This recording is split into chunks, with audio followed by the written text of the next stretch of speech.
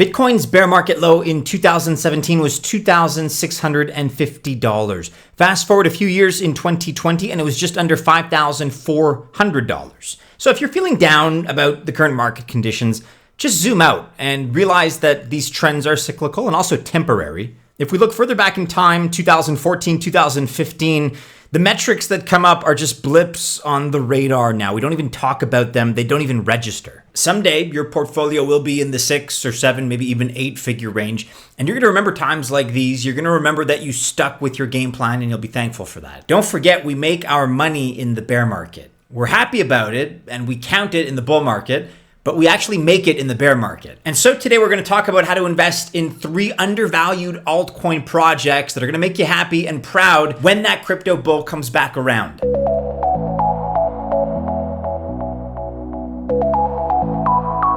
Welcome to the channel. My name is Matty and this is Altcoin Buzz. Best of luck as always if you choose to invest. Just remember that I am not a financial or investment advisor. And that means that this video is not official financial or investment advice. Introducing Altcoin Buzz Alpha, where you can manage your crypto portfolio with regular updates and top insights for only $15 per month. Get hot Web3 trends, undervalued crypto gems, daily portfolio strategies, and of course, response to all your questions and queries. Check it out. Join today. Links are in the description below.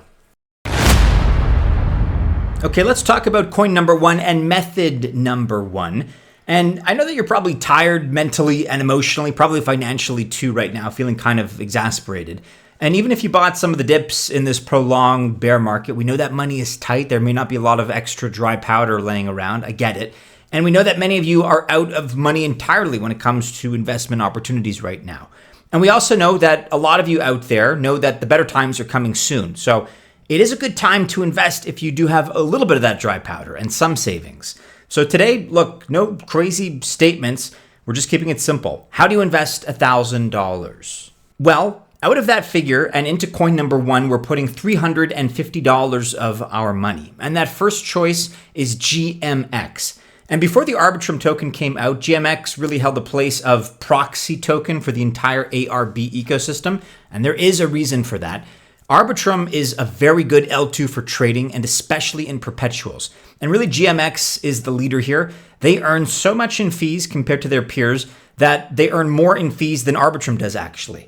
And they also earn more than OpenSea, DYDX, PancakeSwap, and Polygon. Uniswap, Lido Finance, and Convex are the only apps that earn more in fees than GMX over the last 6 months. And yet the price over these last 6 months has been on a relatively steady decline. And that means it's in serious bargain territory again. Its all-time high for context, which hit during the bear market on April 5th, a few months ago, was $91.07. We're now at $32.08 as I record. So that means it's lost about 2/3 of its value. Yet, with no changes in fees, they're still getting lots of fee income. So this is a good thing to see. It's also rare in crypto and thus represents a bargain at the level of the token price. So once again, I'm putting $350 out of our $1,000 here because we do expect the fee income and the trading volume really to only grow from here and really grow big once the bull arrives and everyone's clamoring to get back into the crypto market. So it would be no surprise to me at all if GMX does a 15x, maybe a 20x from here, certainly hits new all-time highs at the height of the next crypto bull cycle. Another bargain at coin number 2 is an old favorite of the channel. It is Polygon. It's down 34% over the course of the last year. Let's take a look at the last 12 months here. And it's down even more from its bear market high of $1.41 in February. So that right there represents a 70% drop to its current price of just under 55 cents. But all of this has to be attributed to the market because Polygon on its own is basically crushing it at the level of partnership and development and all positive indications that you judge a project on. Polygon is crushing it, but the market is not. And so unfortunately, Polygon and its token MATIC are just following the market trends right now. It honestly seems like they're announcing a new deal every week with Instagram or Starbucks or somebody big in the legacy market that wants to move into Web3. And in fact, I can only see one major point of uncertainty that's any different between now and February. Polygon is performing great. Check out our video, by the way. We covered the fact that it's doing all the right things. We also looked at its new ZK EVM, which is out on the market too.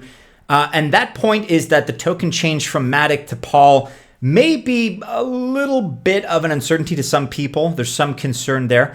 But Polygon co-founder Sandeep Nawal explains pretty well what's happening here. Again, check out our video if you've not already. We did a deep dive into this. And Polygon staking is just one big added benefit. So it's largely positive. It's entirely positive, in fact. Pol holders can become validators in the network now as well. Plus, there's 3+ years that you can wait and do nothing if that's what you choose to do. So I am confident that this move will only make the Polygon token, the new Pol, more valuable than the current MATIC token is. So again, I'm adding another $350 here out of our 1,000. And to get to $3, which would be barely a new all-time high for Polygon, that would be a 6x from here. That is totally reasonable. I see no reason why this project can't do another 15, 20x from here, but certainly new all-time highs. I think that's the bare minimum expectation for a new crypto bull run.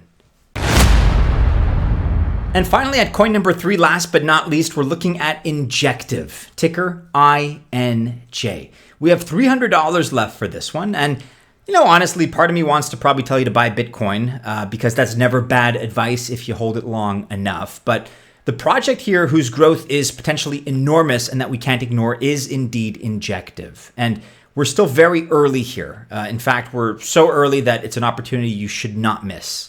Injective happens to be down about 13% or so in the last month, but even with the relative poor performance lately, it's still up 359% in the last year. This is definitely not in the no longer discovered group of cryptos. The word is out about Injective. A lot of people know about it, and the reputation certainly is strong. It's been growing. And Injective is a financial app chain, which means that everything in its chain is designed with financial firms and functions like trading and lending in mind. It uses Wasm, which is the second biggest smart contract programming platform after Ethereum Solidity. And that means that it's going to be compatible with many other chains. And it's also part of the Cosmos and the IBC hub to also make compatibility easier. Injective works with Ethereum and Solana too. And so they are covering all the bases there. They've already done over $270 million on-chain transactions, and it continues to grow, really. So I feel good about this one. That $300 is finding a good home in Injective because, again, trading and lending are only going to grow from here. And when the bull returns, trading, at least as my reasoning suggests, trading is going to explode. So those are the 3 coins that we're looking at. That is where I would personally park $1,000 of dry powder today. But now we also have a bonus tip for you. And if you're an American or Canadian, or maybe from a sanctioned country where people are limiting your options like Operation Choke Point in the US, then this is a tip that's especially meant for you. Please take at least some of your excess cash that you have outside of your emergency funds and put it in USDT, USDC, or DAI. Put it in a stable coin. Yes, it's conservative. You may or may not make money with it depending on if you put it into a liquidity pool or not. But believe me, your ability to off-ramp stablecoins you don't need will be far, far easier than onboarding when you want to escape your home currency. This trend of making on-ramping more difficult is only growing, unfortunately, and you should only ignore it at your own peril. Get at least some of your money into stablecoins, and then you're going to be within the crypto system when you want it, instead of wanting to and not being able to move your funds there.